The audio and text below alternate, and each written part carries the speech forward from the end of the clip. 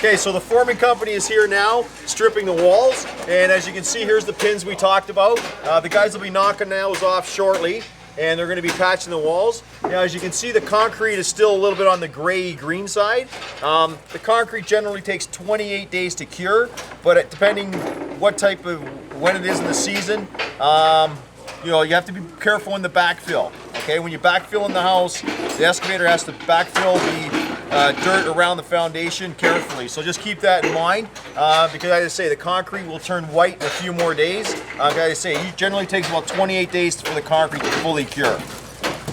Okay, so the forming contractor is now taking the forms off the walls, and he stripped the walls down, and you can see it's a perfect job. It's nice and straight, vertically, and down the whole wall. You can see it's nice.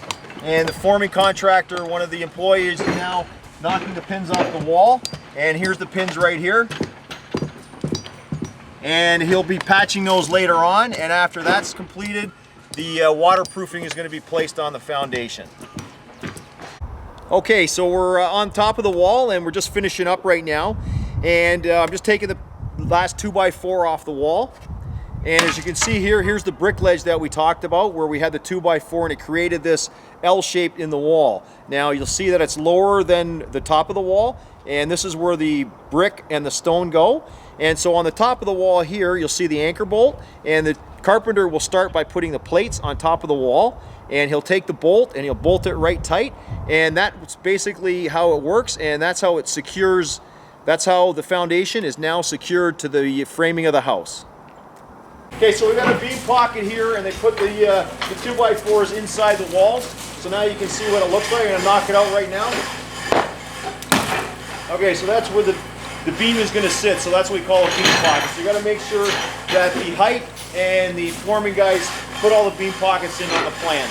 Okay, so the next thing you have to do before the carpenter starts and before the lumber's here, you have to, our plan shows a beam going down the middle here. So it goes from beam pocket, beam pocket.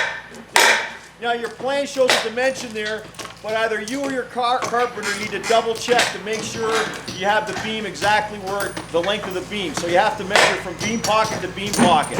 So either your carpenter or yourself are going to do that. So we're going to go ahead and do that, and then we're going to order the beams to be placed in. And it's always good if you can get a steel company that has a crane truck that can drop the beam in for you.